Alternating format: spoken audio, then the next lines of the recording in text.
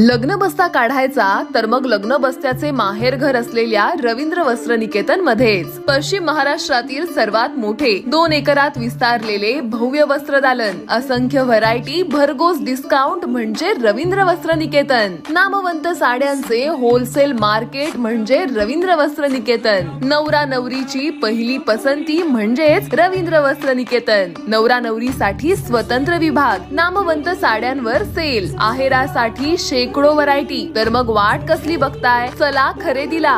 रवींद्र वस्त्र निकेतन, सलगरे, तालुका मिरज, जिल्हा सांगली। ताज्या बातम्यांसाठी महान करेला सबस्क्राइब करा आणि बेल आयकॉनला क्लिक करा। जयसिंगपुरात ढोल ताशाच्या गजरात गणरायाचं जल्लोषी स्वागत। जयसिंगपुरात बुधवारी ढोल ताशाच्या गजरात आपल्या लाडक्या गणपती बाप्पाचं घरोघरी व मंडळामध्ये जल्लोषाच्या वातावरणात आगमन करण्यात आलं।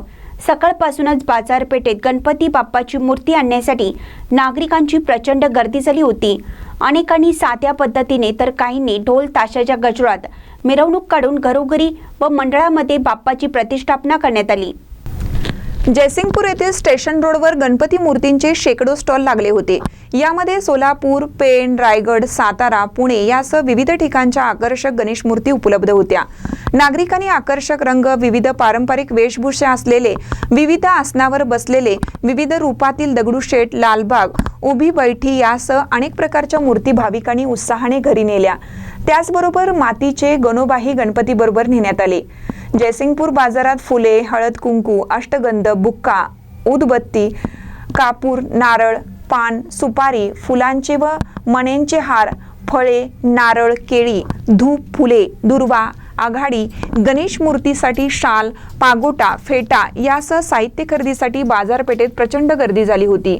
सकाळी 8 वाजल्यापासून गणपती मूर्ती घरी नेण्यासाठी भक्तांची गर्दी झाली होती। अनेकांनी चालत, वाजत गाजत तर अनेकांनी वाहनातून मूर्ती नेल्या। दरम्यान मोदक, छाप, पेढे, बुंदीचे लाडू, सुट्टी बुंदी, बेसन लाडू, विविध प्रकारच्या बर्फी घेण्यासाठीही नागरिकांची गर्दी झाली होती। त्याचबरोबर प्रसादासाठी लागणारे चिरमुरे व इतर साहित्यांचीही खरेदी झाली। जयसिंगपूर येथून स्टेशन मार्गाकडे जाणारी सर्व वाहतूक बंद ठेवण्यात आली होती। ही वाहतूक जेले टॉकीज समोरून वळवण्यात आली होती। पोलीस निरीक्षक सत्यवान हाके यांच्या मार्गदर्शनाखाली बाजारपेठेत पोलीस बंदोबस्त ठेवण्यात आला होता। महानकर न्यूजसाठी जयसिंगपूरहून इजाज खान पठाण।